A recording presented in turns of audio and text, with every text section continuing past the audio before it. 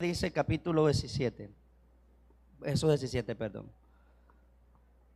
Y serán para mí especial tesoro, ha dicho Jehová de los ejércitos. En el día que yo actúe y los perdonaré como el hombre que perdona a su hijo que le sirve. Verso 18, entonces os volveréis y discerniréis la diferencia entre el justo y el malo, entre el que le sirve a Dios y el que no le sirve. Señor, gracias por tu palabra. Permíteme predicar con denuedo, con revelación, pero también te pido más que tú materialices cada palabra, Señor, de mis labios. Manifiéstate en el nombre de Jesús. Amén. Quiero predicar con el tema la diferencia con los que tienen a Cristo y con los que no lo tienen, a su nombre. Y quiero resumir este bendito evangelio en 2 puntos. Primero, ¿quiénes son aquellos que tienen a Cristo? Y esto es con urgencia que también nosotros los cristianos que estamos en la fe en el camino lo anotemos, porque en este pleno siglo XXI ha reinado una confusión. Amén. En el contexto de lo que acabamos de leer, precisamente, la generación a quien el Señor le está hablando a través de Malaquí, el mensajero, es una generación rebelde, obstinante, que hizo enojar tanto al Señor de que Dios hizo silencio por 400 años, imagínense. Si hubieran obedecido a Dios, quizás las cosas fueran sido diferentes. Porque cuando Dios hace silencio hay juicio. Cuando Dios hace silencio los cielos se cierran. Los profetas no hablan. ¿Cuánto alaban al Señor en esta hora? Cuando Dios hace silencio, todo se detiene. Así que este pueblo había llegado a tal grado de renegar tanto a Dios, de que ellos creyeron por un momento de que servirle a Dios era cuestión de que el que lo quiera hacer bueno y el que no tampoco. Que estar con Dios o estar sin Dios era lo mismo. Amén. Y también había una confusión entre ellos, porque no había una diferencia entre lo santo y lo profano. Ellos servían a Dios como ellos querían. Amén. Entonces esta generación del siglo XXI se parece un poco. ¿Por qué? Porque hoy está de moda ser cristiano. Ojalá fuera como en los tiempos de los apóstoles, que ser cristiano sí había un precio grande. Con solamente decir usted que le servía a Cristo, usted era juego y jugaban con su cabeza pelota los romanos en el Coliseo. Hoy no, hoy hasta Fraser es cristiano. Levante la mano y adora a Dios. Se enojaron. Entonces, ¿quiénes son aquellos? Mire, fíjese entre la tasa de las religiones, sobre todo las denominaciones cristianas, hablamos de Cristo, ha llegado la estadística a decir que hay más de 20,000 o 45,000 denominaciones que hablan acerca de Cristo. O sea, somos cristianos. Yo tengo a Cristo. Hoy hasta los santeros están ocupando la misma Biblia, hablan de Jesús. Me quedé sorprendido de un santero en TikTok diciendo: el Espíritu Santo me dice. Entonces, hoy en día está reinando tanta la confusión que la gente no sabe cuál es el camino correcto, cuál es el Cristo correcto, cuál es verdaderamente lo que me garantiza a mí la salvación. Podemos hablar de Cristo y hablar de esta Biblia, pero en garantía hay muchas cosas y patrones que podemos seguir de la Biblia para hablar un enfoque de quiénes son verdaderamente los que tienen a Cristo. Pero una sola voy a mencionar, que para mí es la más importante, y esta no se busca con el ojo humano, con el ojo físico. Esto se discierne en el Espíritu, como lo dice Corintios capítulo 2, que las cosas del Espíritu se han de discernir en el Espíritu, pero son los espirituales. Dice Romanos capítulo 8, verso 8, una característica principal de los que tienen a Cristo. Dice: los que viven según la carne no pueden agradar a Dios, mas vosotros no vivís según la carne, sino según el Espíritu. Si es que el Espíritu Espíritu de Dios mora en vosotros. Escuche, y con mucha atención grábese esto. Escuche lo que Pablo enseña. Si es que el Espíritu de Dios mora en vosotros, y si alguno no tiene el Espíritu de Cristo, no es de él. Así usted me hable de Cristo, así usted hable de Dios. Si usted no tiene al Espíritu de Dios morando dentro, viviendo con usted, direccionándolo, usted no es Cristo todavía. Y hay otras cosas importantes que tienen que ver con los pasos que el Espíritu de Dios atrae al creyente. Primero, obviamente que cuando somos atraídos al arrepentimiento, quien produce eso es el Espíritu de Dios. Yo solamente soy un instrumento, pero el quien convence y redarguye del pecado a las personas y lo trae al arrepentimiento es el Espíritu de Dios. Y una vez que los convence, creen en Cristo por la fe, el Espíritu de Dios viene y lo sella. El sello del Espíritu de Dios es la garantía, porque Dios sella a los suyos. Pablo dice en Timoteo: conoce el Señor a los que son suyos. En el mundo espiritual, usted no es conocido por la forma en que usted se viste. En el mundo espiritual, usted es conocido por ese sello. Aleluya. ¿Quiénes son sellados por el Espíritu de Dios? ¿Quiénes son sellados por el Espíritu de Dios? Por eso es que metemos a Cristo hasta en el gallo pinto. No es fanatismo, no es religión. Amanecemos Cristo, nos acostamos Cristo, estamos comiendo Cristo, porque ahora ya no vivo yo, sino que ahora Cristo vive en mí. Número 2, el Espíritu de Dios viene a ser morada. Pablo dice: no ignoren que vuestro cuerpo es el templo del Espíritu de Dios. Eso es un privilegio grande para mí. El saber que el ser más santo, aleluya, la persona más humilde y sensible, habita dentro de mí. ¿Y para qué habita? Para guiarnos. Juan dice que la unción que vosotros recibiste nos guía a toda verdad y justicia. Dos ingredientes principales que tienen que ver en el verdadero cristiano: verdad y justicia. Alguien diga gloria a Dios a eso. Entonces, cuando el Espíritu de Dios viene a ser morada, nos guía. Por eso es que venimos a la iglesia, porque no somos atraídos por nuestra propia fuerza. Somos guiados por el Espíritu de Dios. Somos guiados a la oración, somos guiados a sus deseos, somos guiados al altar, somos guiados a la obediencia, somos guiados en el temor de Dios, porque ahora el Espíritu de Dios está morando dentro de nosotros. Y el día que usted quiera pecar, hay algo dentro de usted que no lo va a permitir. Por eso cuando tenemos al Espíritu de Dios es fácil la carrera.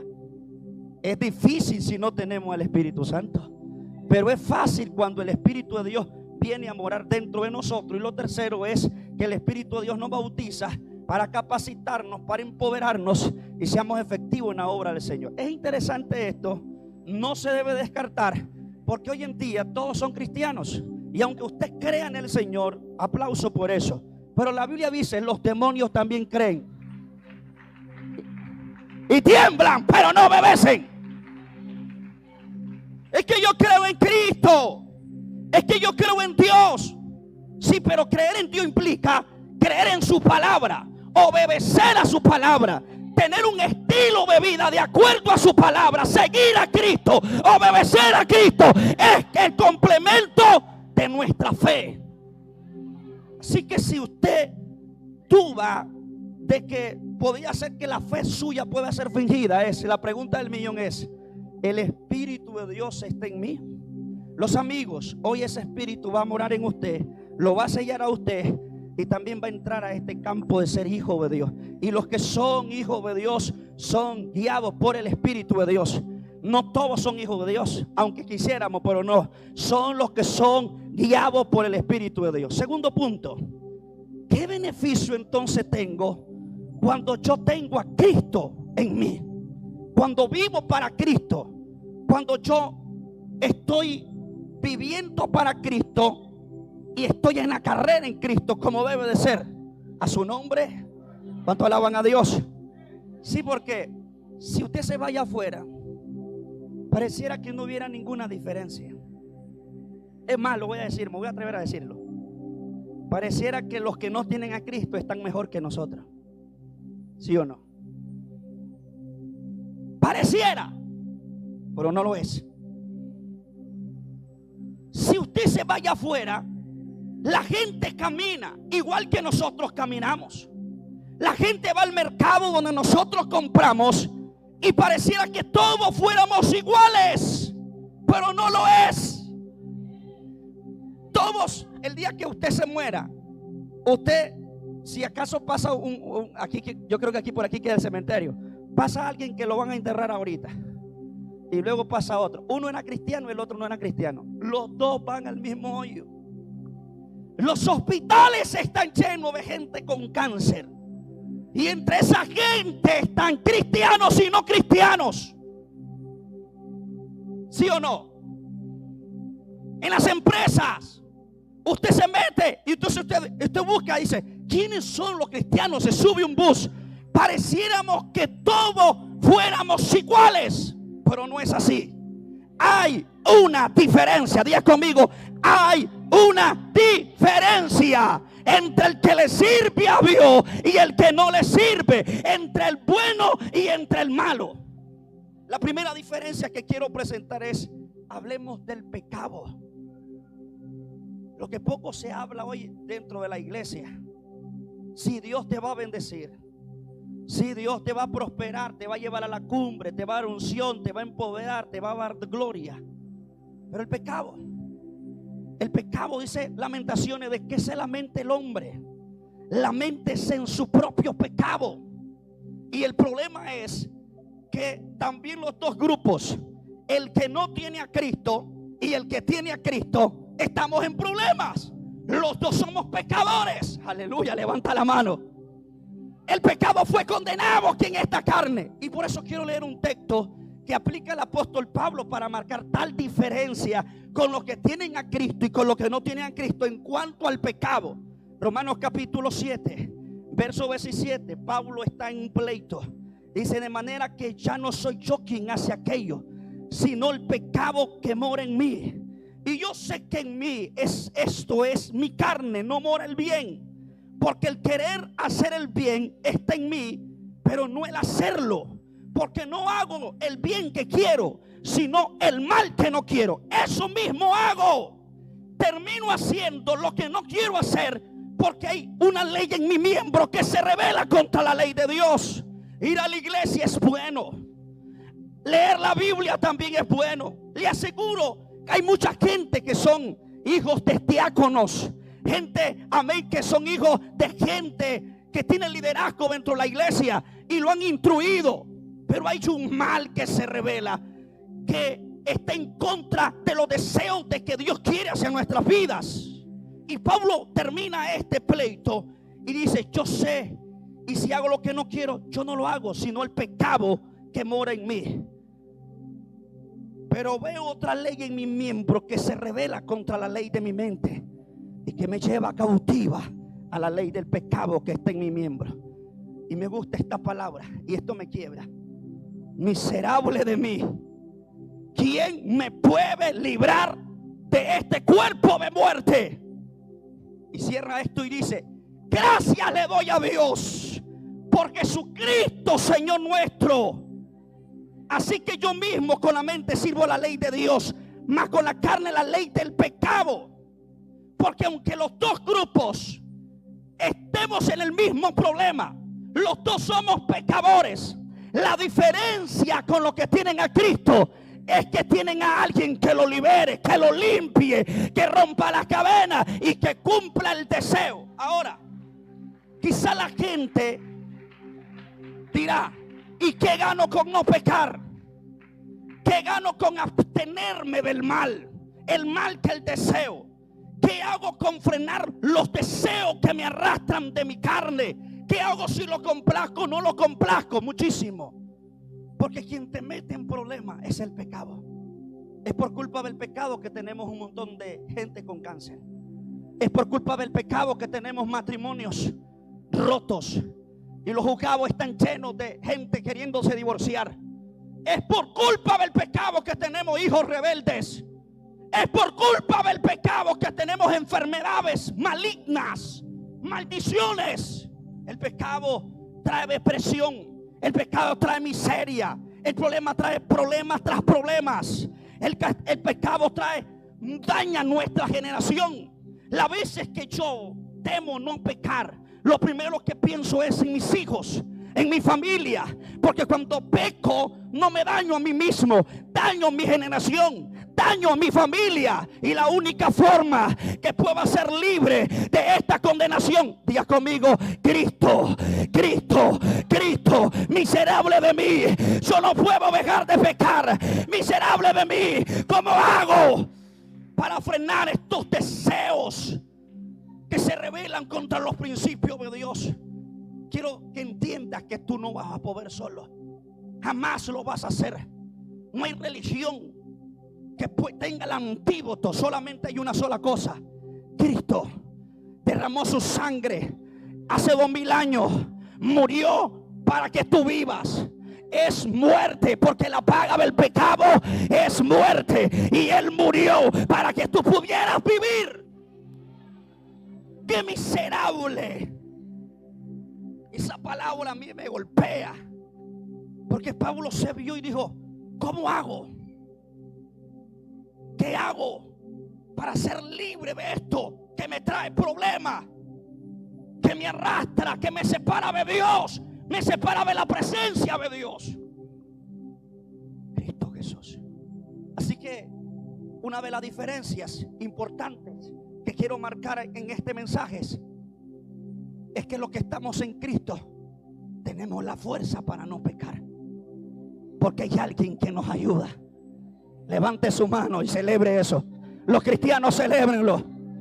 Si yo te hubiera creído que no se pudiera salir de las drogas si Cristo no hubiese derramado su sangre, porque yo me he encontrado con muchos jóvenes que dicen: no puedo, es más fuerte que yo, estoy atrapado, lo he intentado, he ido a tantos centros de habitaciones, pero le digo: te falta una sola cosa: prueba a Cristo, prueba a Cristo, prueba a Cristo, y te vas a dar cuenta que Él rompe las cadenas y que puede transformar el hombre más vil, el hombre más pecador de esta tierra, que está viciada, que huele a diablo. Por eso hay una diferencia, porque en Cristo yo dejo de pecar. El que tiene al Hijo tiene la vida. Vuelvo a la vida, tengo el gozo. Por eso David dijo en el Salmo 51, cuando el pecado del adulterio lo arropó, murió. Porque cuando pecas mueres espiritualmente, eres separado de Dios, y por eso no hay apetito por estar en la casa de Dios. Por eso tú no puedes ni siquiera orar, no puedes disfrutar la presencia de Dios. Tú no puedes ni siquiera dar un ayuno a gusto, porque hay algo que te acusa, que está al lado tuyo: el pecado. ¿Quieres ser libre? ¿Quieres cambiar? ¿Quieres ser transformado? Levanta tu mano. Solo Jesús. Y yo quiero que los cristianos me ayuden y que toquen a la par tuya, a la suya, y digan: solo Jesús. Vamos, diga: solo Jesús te puede sacar de ese caos. Solo Jesús.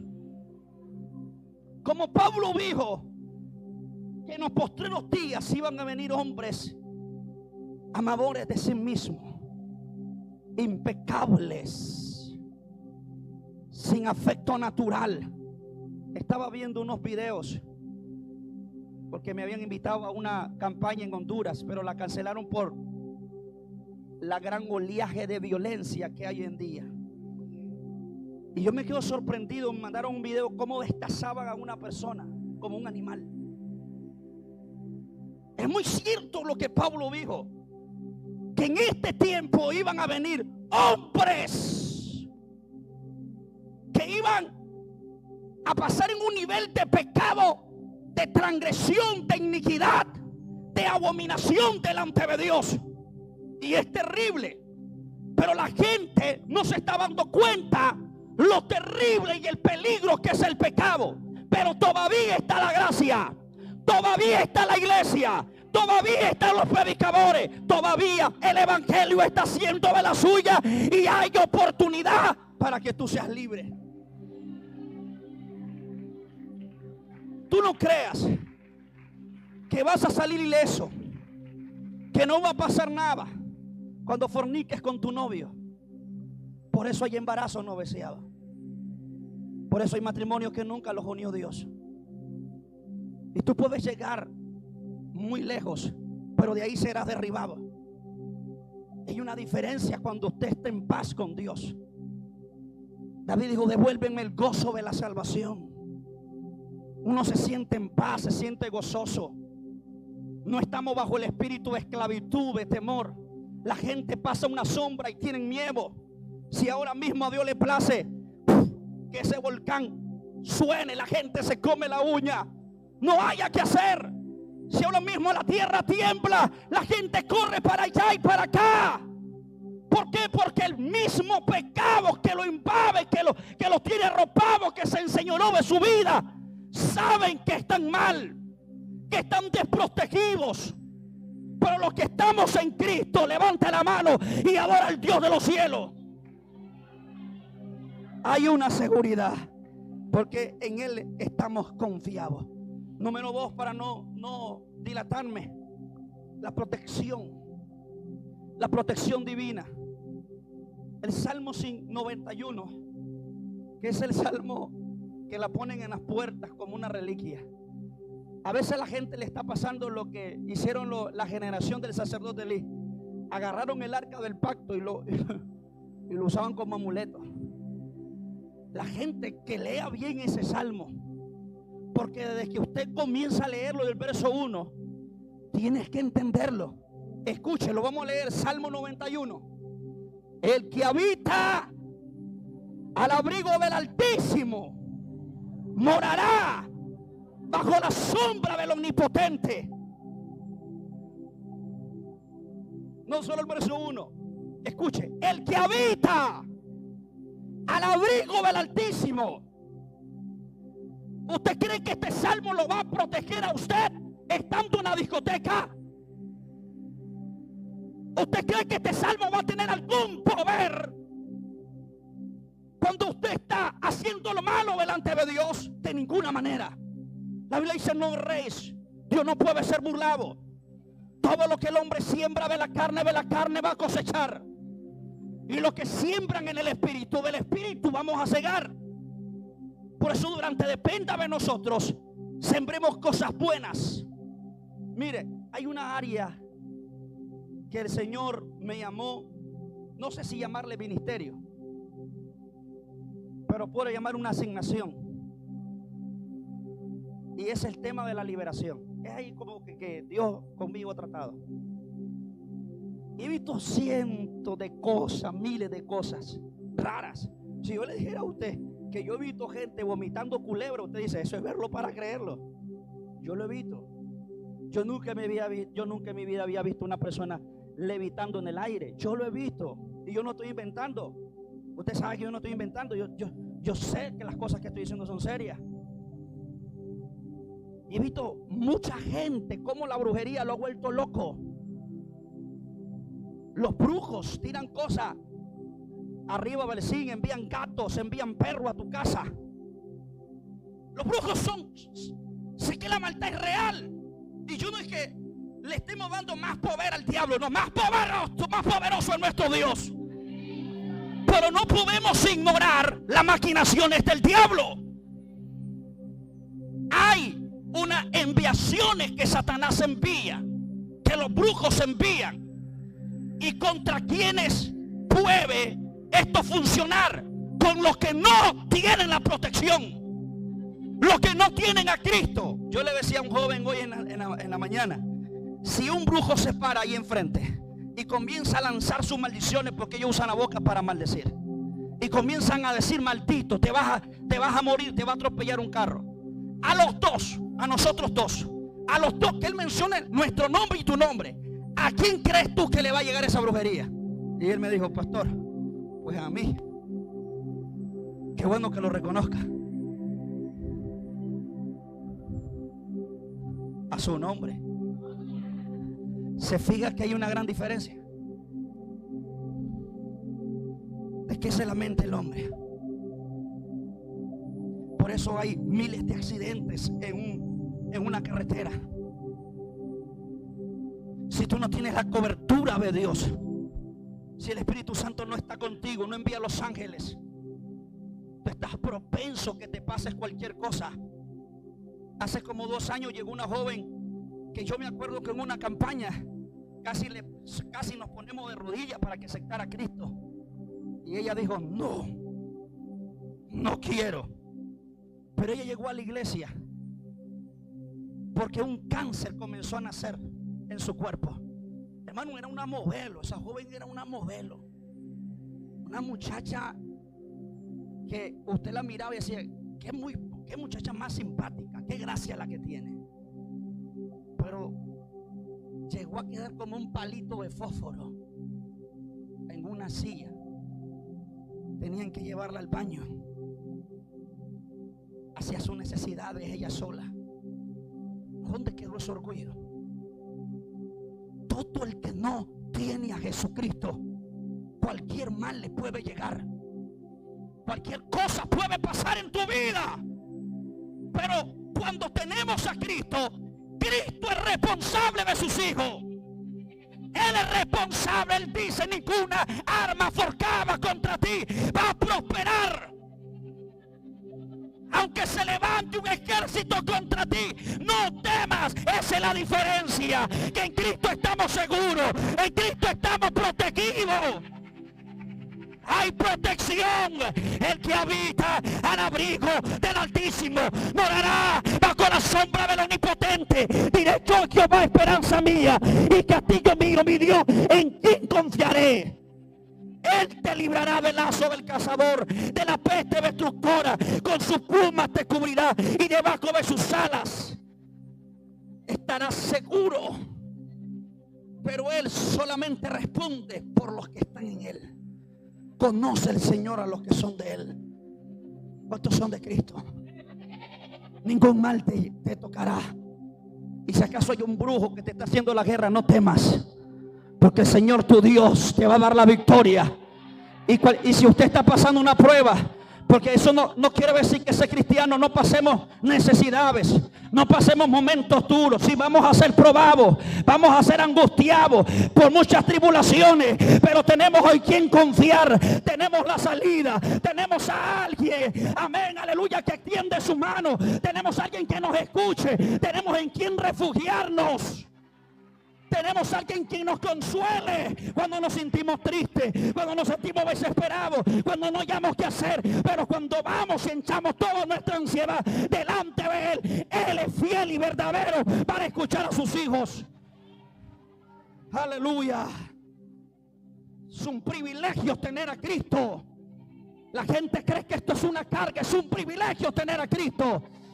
Cuando tú tienes a Cristo, lo tienes todo. Tienes vida eterna, tienes unción, tienes camino nuevo y vivo, tienes promesa, hay pacto, hay nueva Jerusalén, hay corona, hay justicia, hay maravilla, hay fuego, hay milagros. Aleluya, levante la mano y celébrelo.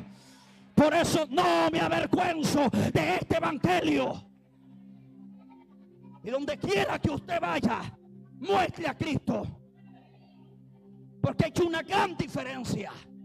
Aunque aquel sea diputado, aunque aquel tenga más dinero, aunque aquella muchacha sea más bonita que usted, diga conmigo, yo tengo a Cristo, yo tengo a Cristo, yo tengo a Cristo.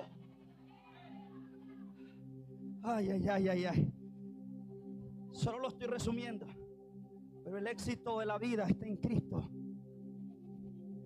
La bendición de Jehová, dice Proverbio, es la que enriquece y con ella no añade tristeza. ¿Cuánta gente teniendo casa infeliz, teniendo carro y no tienen con quién disfrutarlo? Dice la Biblia, en vano el hombre edifica casa si Jehová no la guarda. Aleluya. El jinete se prepara para la batalla, pero quien da la victoria es Jehová. No confíes en príncipe ni en brazo humano, porque es maldito el hombre que confía en el hombre, pero bienaventurado el que puso su confianza en Jehová. Su negocio no depende de tiempo bueno y de tiempo malo. No depende de visa, no depende, amén, de ninguna otra cosa del extranjero. Tú dependes de Dios, tú dependes de Dios, tú dependes de Dios. El éxito está en Cristo. No he visto un justo desamparado ni simiente de Dios que mendigue pan. No he visto un cristiano muerto y morir maldito. Una vez me invitó un pastor, amigo mío. Él estaba pastoreando una iglesia apostólica. Me dijo: pastor, quiero que vaya a orar por mi mamá. Su mamá tenía 88 años, anciana. Tenía 5 días de estar en agonía. Y cuando yo entré a la recámara para ir a orar, yo voy con esa fe, usted sabe, un evangelista de eso de fe que resucita muertos, con 7 días de ayuno que vería. Pero cuando yo toco a la anciana, en vez de que ella recibiera lo que yo portara, yo recibí de ella. ¡Ay, santo! ¡Qué presencia de Dios! Y ahí se cumple aquella palabra del Salmo, que en gran estima es la muerte de los santos para Jehová.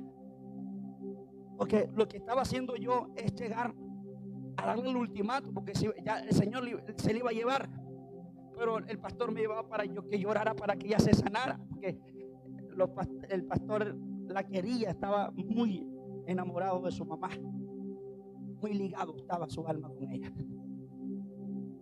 Entonces yo me doy cuenta que el éxito de la vida está en Jesús. Mire, tú puedes construir muchas cosas sin Cristo y llegar muy lejos, como los de Babel que construyeron la torre. Llegaron muy lejos, pero de ahí vas a fracasar, porque yo compararé a un hombre prudente que construyó su casa sobre la roca, y vinieron impetuoso viento y nadie lo derribó. La casa no fue derribada, pero el que construye su casa sobre la arena se derriba. ¿Cuánta gente se casaron, invitaron a los mocuanes, tiraron la casa por la ventana, pero al año siguiente estaban en el juzgado con carta de divorcio, con una demanda de quien se quedaba con la casa, la mitad cada uno? Nosotros tenemos un miembro que construyó una casa grandísima. Él se esmeró, trabajó casi 2 años y todo su salario a invertirla. Cuando él llegó del trabajo, después de 2 años, a gozar su casa con su esposa y su hija, encontró a otro hombre ahí metido. Escucha, yo quiero que usted lo repita y levante su mano. Diga conmigo: el éxito de la vida está en Cristo Jesús, porque en Él está nuestra paz. Tú sientes paz, estás gozoso, alegre. Y aunque usted vea a la gente sonriendo allá afuera, bailando, pareciera que ellos fueran más felices que nosotros, es mentira.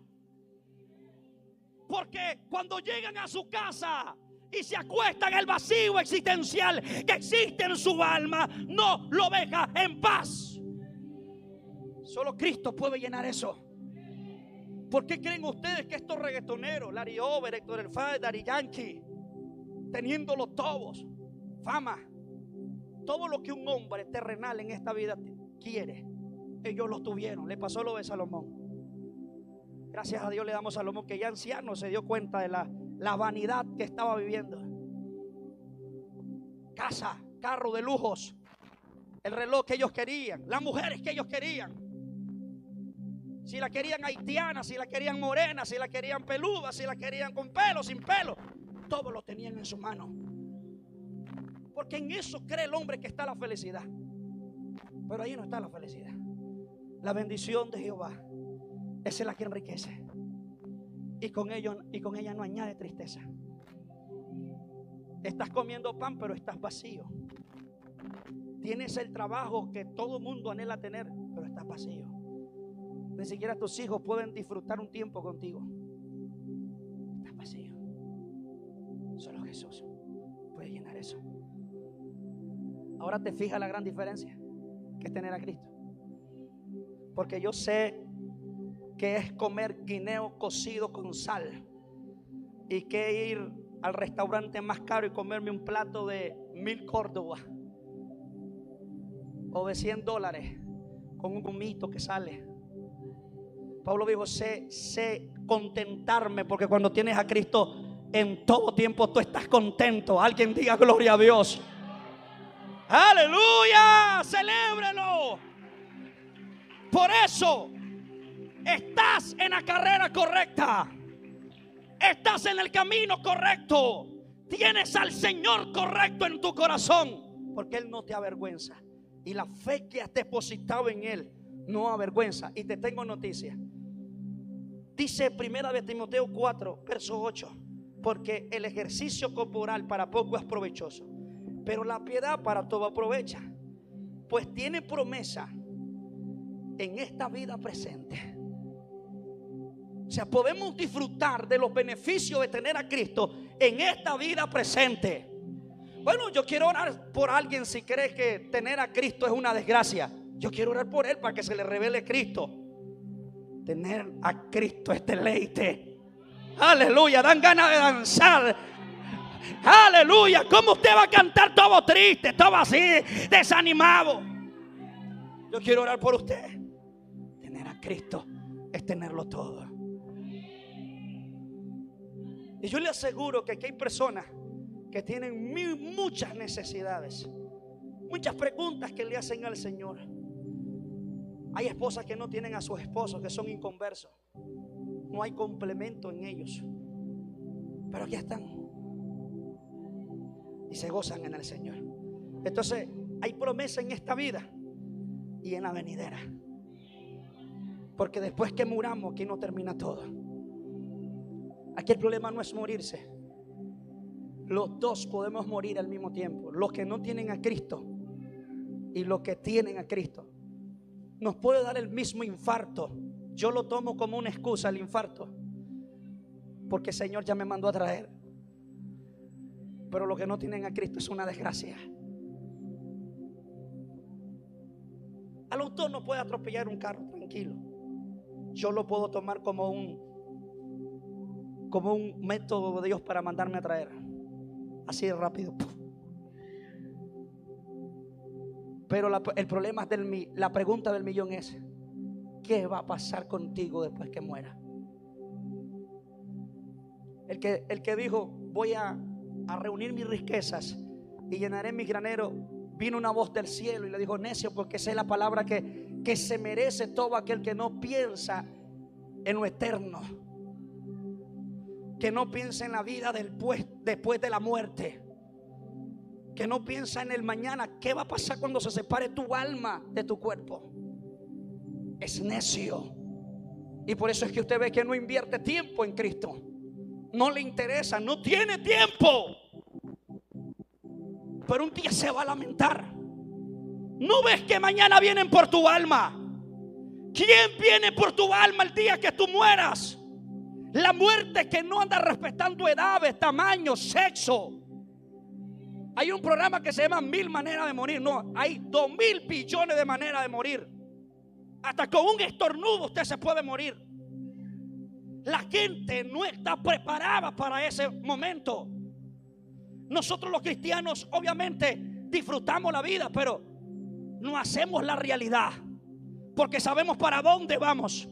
La Biblia habla y da los patrones de la vida eterna, la vida venidera, las cosas gloriosas, lo perfecto que nos espera. Pues eso Pablo dijo, para mí el morir es ganancia. Solo un loco lo puede decir, porque la gente natural y común nunca va a pensar así de la muerte. Morir para mí es ganancia. Imagínense decirlo eso. Ahora mire, quiero explicar esto ya para terminar, porque el problema no es morirse solamente. Hebreos 9:27 dice, establecido está que el hombre muera y después de esto viene el juicio. Ese juicio usted se libra en Cristo. Romanos 8 dice, no hay condenación para los que están en Cristo. Cuando el cristiano muere, su alma en reposo, en descanso, en el cielo, vienen esas almas con Cristo. Pablo dice en 1 de Tesalonicenses 4, vienen con Cristo y él con voz de trompeta, con voz de mando, con voz de arcángel descenderá al cielo. ¿Vienen para qué? Esas almas para agarrar cuerpo y su cuerpo ser transformado en un cuerpo de glorioso. Escuche, la primera resurrección, la primicia de Cristo, los muertos en Cristo. Los muertos no están avergonzados. Es más, le voy a decir algo. Anhelan la venida de Cristo, porque su vida plena está en la resurrección. Resucitan los muertos. Lo que hayamos quedado somos arrebatados. Lo en vida somos arrebatados. ¿Cuánto están esperando la venida del Señor? No, yo no estoy esperando la segunda. Estoy esperando la trompeta que suene. Aleluya, levanta la mano y adora a Dios. Los que aman su venida lo están esperando. Es que ese es el motor para usted estar en iglesia. Si usted no está esperando a Cristo, usted no le haya sentido a esto. Yo estoy aquí porque me estoy preparando. Yo no estoy perdiendo el tiempo. Yo no vengo a la iglesia a perder el tiempo. Vengo a santificarme, a renovarme, a ser transformado todos los días. Me están preparando y estoy esperando su venida con ansia. Y yo presiento que pronto va a ser. En el mundo se están preparando para inventar una teoría de los extraterrestres. Ya eso está. Para el día que nosotros desaparezcamos, ellos digan: los extraterrestres se lo llevaron. Y así mismo el anticristo con su sistema puede entrar con todos los poderes. Nosotros nos estamos preparando para esa eminente venida de Cristo. ¿Cuántos están listos? Pablo dijo: hay una corona preparada, no solamente para mí, sino para los que aman su venida. Entonces esa es la diferencia. Es más, le voy a decir algo. Qué locura lo que voy a hablar. Dame permiso. Si algo me gustaría a mí ser parte de los que se quedan en el arrebatamiento, que no quiero, obviamente no quiero. Yo no quiero quedarme. Y por eso estoy luchando para que Cristo me venga a traer, cumpliendo con el Señor. Pero algo loco, aguántenme esta locura, es verle la cara de los soberbios, de aquellos que se burlaron de nosotros, los que nunca creyeron en el mensaje. Verle la cara cuando se den cuenta: se oye un grito, un lamento. Se puede cantar, se la saben los músicos. Hacen rápido, ya voy terminando. Mucha gente está alarmada. ¿Qué ha pasado? Es que eso va a ser una bomba. Eso va a ser una bomba. En aquel día mostraré la diferencia entre el que me sirve y el que... ¿Y usted sabe cuáles son los puntos de reuniones después del rapto de la iglesia? El templo. La gente va a tener hambre y sed, pero no de comida. Pero el pastor Paulino ya no está. La esposa ya no está. La iglesia del Nazareno, ¿dónde está? Se fue. Se fue la iglesia. ¿Se fija la diferencia? Espérese. Escúchenme en lo que no tienen a Cristo. Porque mientras nosotros estamos en la boda del Cordero, que eso va a durar 7 años, que es lo que dilata la tribulación, la gran tribulación, tribulación como nunca ha vivido la tierra. Eso es espeluznante. Da un poco de miedo solo yo predicarla. Se me paran los pelos. Eso va a ser horrible. Y créanme que mis intenciones de predicar esto no es para meterlo en miedo, porque fe no es miedo. Pero lo hago para que los cristianos se preparen y los que están aquí invitados entiendan que esto es más real de lo que usted está escuchando. Lo crea o no lo crea, eso va a ser real porque nosotros lo creemos. Entonces, ¿qué va a pasar con ustedes? Ok, se mueren sin Cristo. No queremos hablar del infierno porque está de moda hoy en día. Predicadores, no hablen del infierno. A mí me lo han prohibido y yo respeto. Yo soy un predicador que Dios lo ha preparado para todas las plataformas. Pero es increíble que alguien no quiera hablar del infierno. Y lo entiendo por una parte, porque a veces la gente la estamos metiendo en miedo. Pero la realidad es yo te quiero decir: mueres sin Cristo, el Hades no tiene fuerza para los hijos de Dios, pero sí contigo. ¿Tú sabes cuántas miles de almas están siendo tragadas en estos momentos para el Hades? Proverbio dice que no se sacia. Y ese no es el fin, porque el infierno, muerto sin Cristo, un día va a entregar su muerto. Y eso está en Apocalipsis 20, verso 11. Y me gustaría que me lo pongan ahí, por favor. Apocalipsis 20, 11. Y termino con esto, mis hermanos. Y ustedes cantan: se oye un grito. ¿Se la saben? Un lamento. Y vi un gran trono blanco, y al que estaba sentado en él, delante del cual huyeron la tierra y el cielo. Esto va a ser un momento. No tengo tiempo para explicarlo. Esto es escatología. Pero la iglesia no va a ser buscada acá. Huyeron la tierra y el cielo, en ningún lugar se encontraron para ellos. Siga. Y vi a los muertos. Los muertos en Cristo no están allí. Pero sí todo aquel que negó el evangelio, todo aquel que no quiso servirle a Dios, que puso duro su corazón. Este es el lugar que ricos, pobres, aleluya, grandes y pequeños, de pie ante Dios. Y los libros fueron abiertos. ¿Cuáles libros?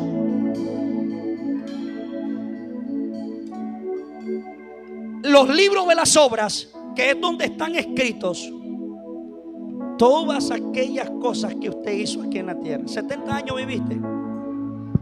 Ok, 70 años están escritos allí todavía. Es más, este momento, amigo que estás aquí, se está escribiendo.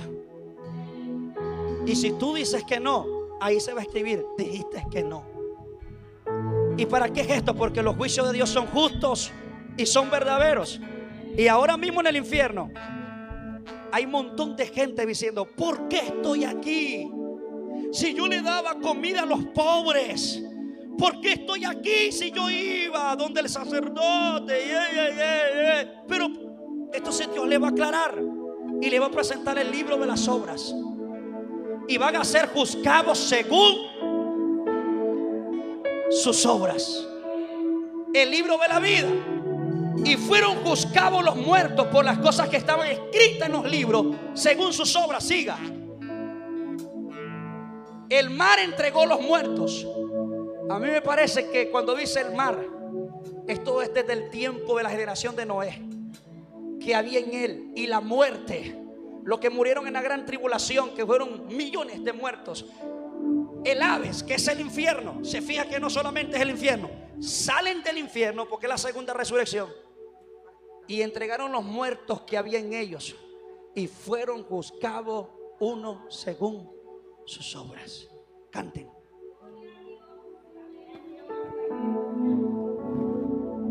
Pastor, denme permiso de bajarme, por favor.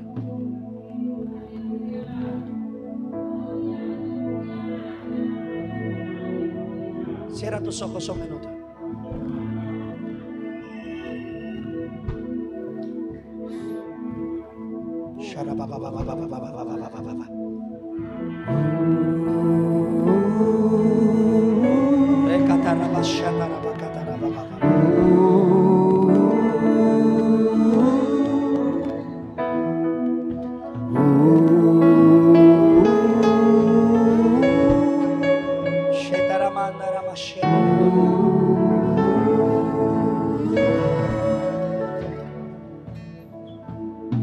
Se oye un grito, un lamento, un sollozo. Levanta tus manos arriba. Mucha gente está alarmada. Pon aceite en tu lámpara. ¿Qué ha pasado? Se pregunta. Dile al Señor: Señor, ayúdame. ¿Qué ha pasado en el mundo?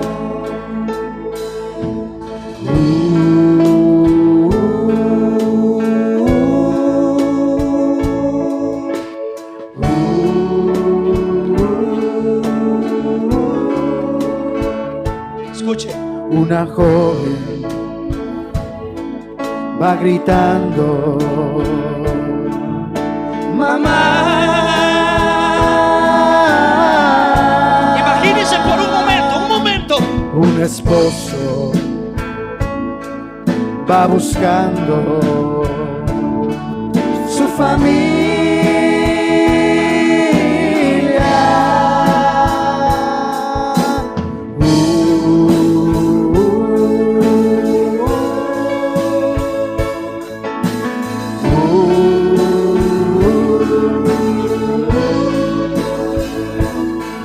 Unos dicen, Oiga lo que dice. que una nave Mucha gente se llevó, pero escucho a lo lejos alguien grita, ¡Cristo vino! Cristo vino, Levante su mano, su Cristo pueblo. vino. Y su pueblo.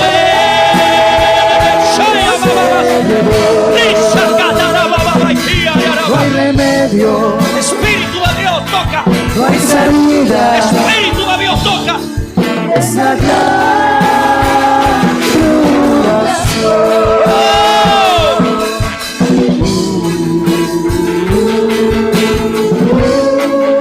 Vale la pena.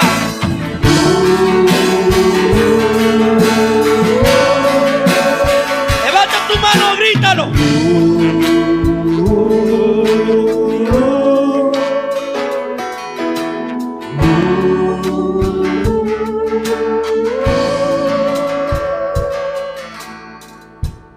Levanta tus manos arriba. Primero, quiero hablar con los cristianos. Te quiero preguntar, ¿estás listo para el arrebatamiento de la iglesia? Te quiero dar 3 consejos. Pon tu mirada en el autor y el consumador de la fe.